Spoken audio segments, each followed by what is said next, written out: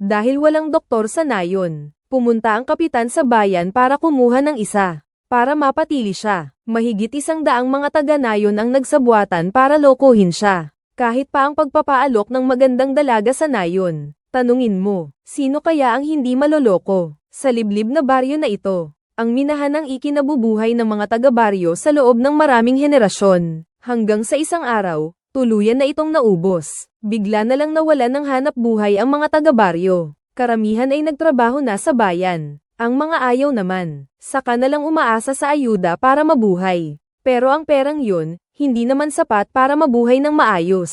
Ngunit isang araw, nagbago ang lahat. Tinawag ng punong barangay ang 5P Assembly. May isang malaking negosyante raw na magtatayo ng pabrika sa nayon. Ang lahat ng mga taga-nayon ay magiging empleyado at shareholder. Yayaman na naman ang nayon. Pero may dalawang kondisyon. Ang populasyon ng nayon ay dapat na mayroong 200 katao, minimum. At kailangan din ng isang residente at lisensyadong doktor. Ayan, problema na. Ang populasyon, kaya pa. Pero mula pa noong unang panahon sa kanilang nayon, wala pa silang doktor. Saan naman kaya kukuha ng doktor na maninirahan doon? Itinulak nila ang responsibilidad sa kapitan. Dahil sa di pananagutan ng mga tao, naisip ng kapitan na imposible na ang pagtatayo ng pabrika. Kaya naman, nag-impake na siya. Nagtrabaho siya sa syudad buong gabi. At ipinamana ang pwesto ng kapitan kay Mang Juan, isa sa 5 matatanda. Bumigat ang kanyang responsibilidad.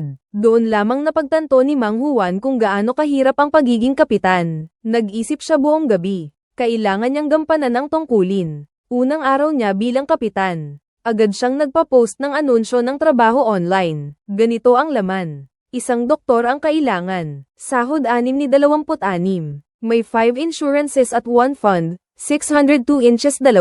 Wala 602 imi.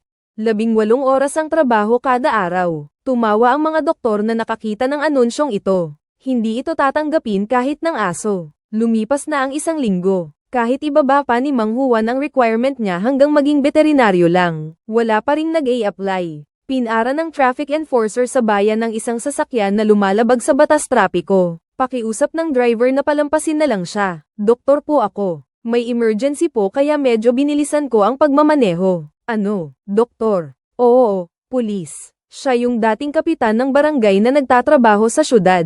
Kinabukasan, tinunugan na ang kampana sa buong barangay. Tinawag ang lahat ng mga taga-baryo para sa isang pagpupulong. Sinabi ni Mang Juan sa mga taga-baryo, umunlad na ang dating kapitan natin. Nakapaghanap siya ng doktor sa syudad.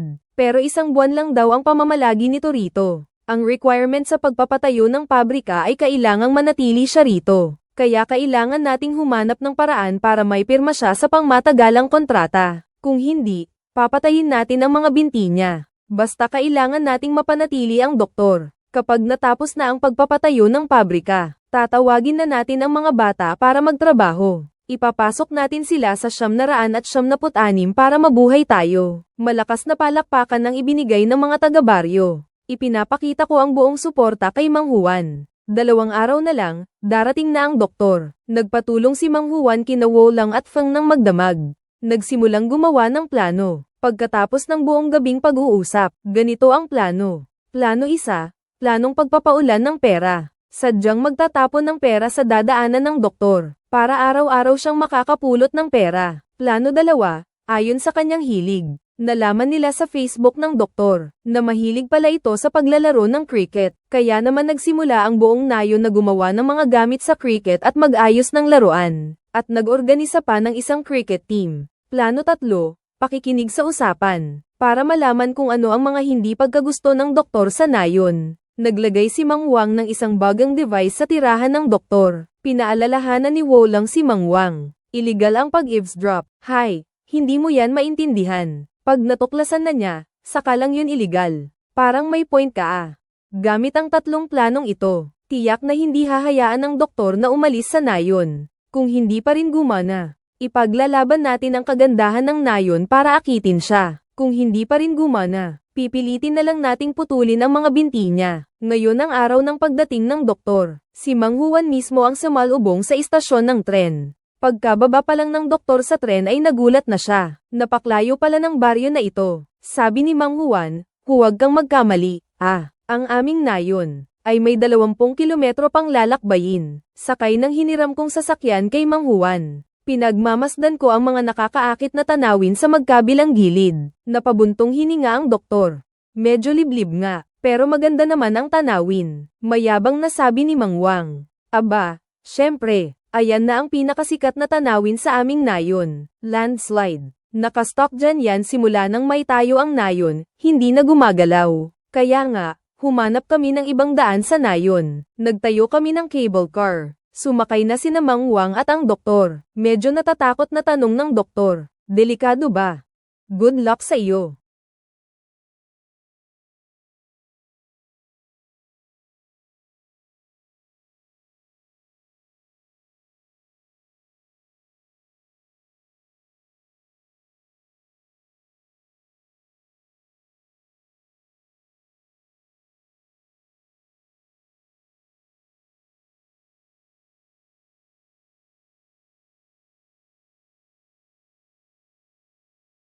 Medyo maayos naman sa simula, mukhang hindi naman gaanong mataas. Maganda rin ang tanawin. Pero dahil sa inertia, bumilis ang cable car. At saka, tumataas ng tumataas. Halos maihi sa takot ang doktor. Kinamayan siya ni Mang Juan. Swerte, agad ding nawala. Tapos kung malas naman, anong gagawin? 120 katao sa aming nayon. Kaya naming mag-ayos ng 12 mesa.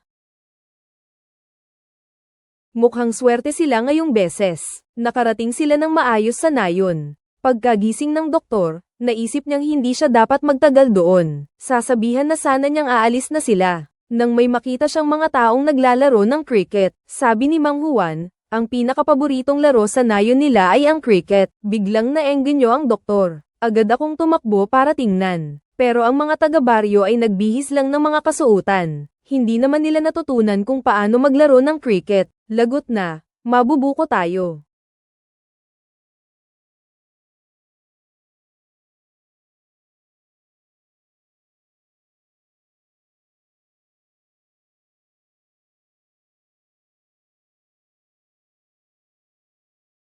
Talagang matalino si Wolang. Nagsimula na siyang magdiwang ng panalo. Kaya hindi na pala kailangan pang maglaro. Gets agad ng lahat at sumama na rin sa pagdiriwang. Niloloko nga pala ng doktor. Akala niya'y kakatapos lang ng laban. Pero nagsisigawan ng lahat. Ito ba ay panalo ang dalawang grupo? Nagmadaling magpaliwanag si Mang Wang. Ang sa amin, pagkakaibigan muna bago ang panalo. Kaya masaya rin ang mga natalo. Napahanga ang doktor sa ganitong uri ng pagkatalo ng may dignidad. Inaasam niyang makakalaro siya mismo sa susunod na laro. Sa pag-aayos ni Mang Kanor, dumating ang doktor sa tirahan niya sa nayon. Hindi niya alam na may dalawang matandang babae na nagmamatsyag sa kanya buong magdamag. Sa pamamagitan ng pakikinig nila ng palihim, nalaman nilang gusto ng doktor na kumain ng sushi ngayong gabi. Agad na nagsimula ang buong nayon na magtrabaho. Nang dumating ang doktor sa restaurant, iniharap ng manager ang espesyal na handog nilang sushi. Busog na busog ang doktor sa hapunan. Pag-uwi niya, nakasalubong niya ang pinakamagandang babae sa nayon. Sa bansang ito na halos walang mapapala, may ganito pala kagandang babae. Habang pauwi na siya, may napulot pa siyang ₱1.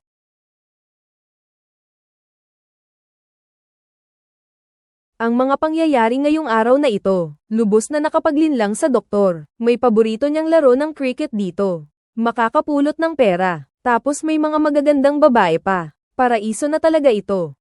Ang ganda pala ng buhay sa bundok. Ang ganda.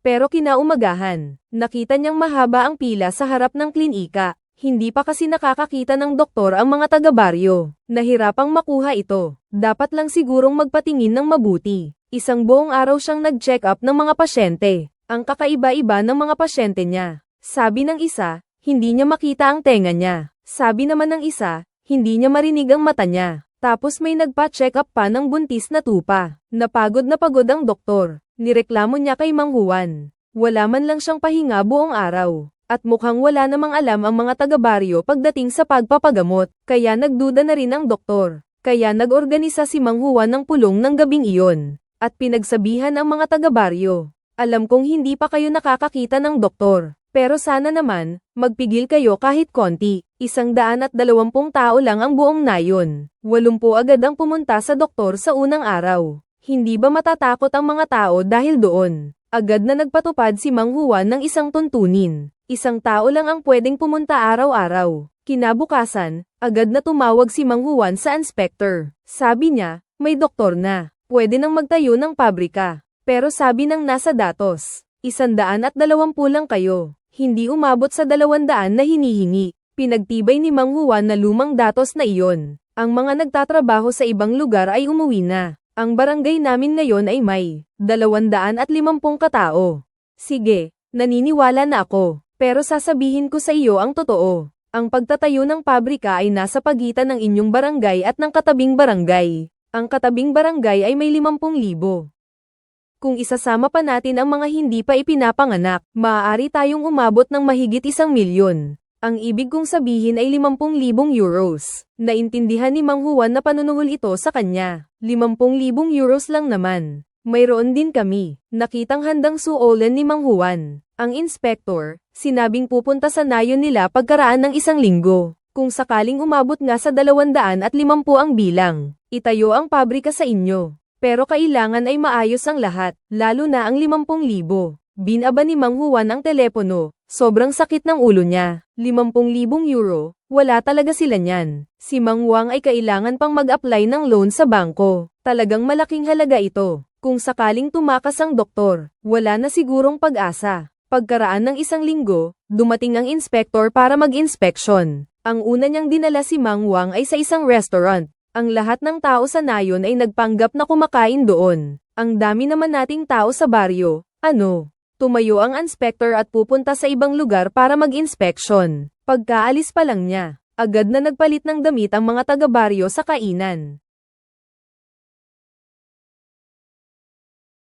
Sumunod sa likod bahay ang mga taga-baryo at lumipat sa simbahan. Pagbukas ni Mang Juan at ng inspector ng pinto ng simbahan, punuan na ito ng mga tao. Pag-alis ng dalawa, nagsimula na namang magpalit ng damit ang mga taga-baryo at dumaan sa mga likot na daan, at lumilitaw sa iba't ibang sulok ng baryo. Akala ni Mang Juan, nakalusot na siya, pero bago umalis, biglang nagsalita ang inspektor. Mang Juan, niloko mo ako. Sabi mo 250 katao lang.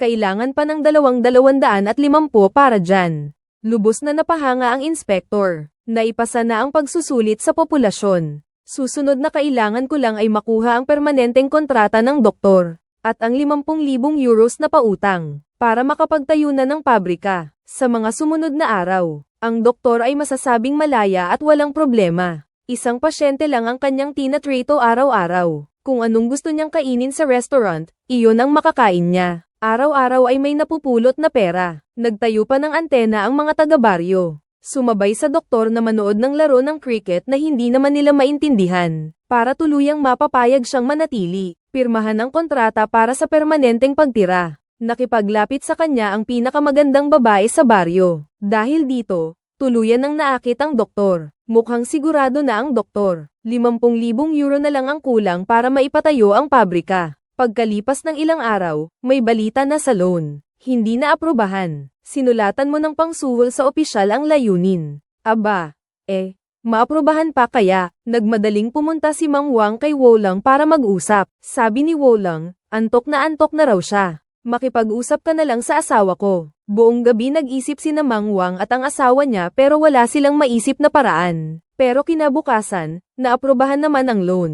Si Feng talaga ang maaasahan. Empleyado siya ng bangko na naka-assign. Ginamit niya ang lahat ng ari-arian at kredibilidad niya para maging garantiya. Inaprubahan pa rin ng bangko. Ngayon, kumpleto na ang lahat ng requirements. May mga tao na ring pinadala ang investor para pumirma ng kontrata. Pero hindi ko inaasahan na ang buong nayon ay nadaya. May palusot ang mga investor sa kontrata. Wala naman talaga silang balak magtayo ng pabrika. Naglagay lang sila ng opisina rito, hindi production line, para lang makaiwas sa pagbabayad ng buwis. Ibig sabihin, walang trabaho ang mga taga-nayon, at hindi rin yayaman ang nayon, at wala na ring dahilan para manatili pa ang doktor. Bago ito umalis, inamin na ng dalaga ang lahat ng katotohanan sa kanya. Grabe ang galit ng doktor. Pinagkaisahan pala siya ng buong nayon. Anong pagpupulot ng pera sa bola? Mga kasinungalingan lang pala iyon. Pero hindi niya alam. Ang mga araw na iyon na magkasama sila. Totoo ang paghanga sa kanya ng dalaga sa nayon. Iniayos na niya ang kanyang mga gamit, at balak nang bumalik sa syudad. Pinagpaalam siya ng lahat. Binati siya ni Mang Juan ng magandang biyahe. At magkita ulit tayo kung may sakit na tayo. Ngunit nang sasakay na siya sa cable car, bigla siyang nagdalawang isip. Nilinlang lang siya ng mga taga-baryo para magkaroon ng magandang kinabukasan ang nayon. Marami naman talaga siyang saya na nakamtan nitong mga nakaraang araw. Wala man ang kagandahang asal ng syudad dito. Mayroon naman siyang katahimikan na wala sa syudad. Ang pinaka-importante, ayaw niyang iwanan ang dalaga ng nayon. Nakatingin siya sa cable car. Bigla siyang nagkaroon ng ideya, hindi naman pala kailangan ng pabrika para yumaman. Sa huli ng pelikula, nanatili ang doktor, at ginawang destinasyon ng mga turista ang nayon. Zipline na delikado, mataas hindi lang ang peligro, kundi pati ang bayad. Pero nangako ang nayon, libre kung mamatay. Maligayang pagdating, malalaking tanga ako ba ang tinutukoy niya? Sabi niya, matapang ka raw. Noon, sinama ni Mang Juan ang doktor sa paglilibot sa minahan ng baryo. Dahil tapos na ang pagmimina, naging yungib na ito. Natuklasan niyang mayroong maraming mineral dito na nakakabuti sa katawan. Kaya naman ginawa niyang hot spring para sa kalusugan ang yungib. Sunod-sunod ang mga turista. Hindi na kaya ng mga hotel ang dami ng bisita. Sa tulong ng doktor, umunlad ang nayon. At yumaman. At nabuhay ng masaya at maligaya ang doktor kasama ang pinakamagandang babae sa nayon. Isang pelikulang Italyano ito, isang komedya. Ang pamagat ay isang halos perpektong nayon. Hindi gaanong kilala pero isang napakagandang pelikula. Sa pamamagitan ng isang kwentong katawa-tawa ngunit nakakaantig. Ipinakita ng pelikula ang kapangyarihan ng mabuting panlilinlang at pagtitiyaga. Ang di-perpektong perfeksyunismo. Nang aminin ng mga taga-baryo ang panloloko sa simbahan. Sabi ng doktor, maliit man ito, pero tunay at kapanipaniwala kayo. Isang walang kwentang pero nakaka-touch na pelikula. Ganito pala ang itsura ng isang komedya. Huwag kalimutang mag-subscribe, ha, sa susunod na video.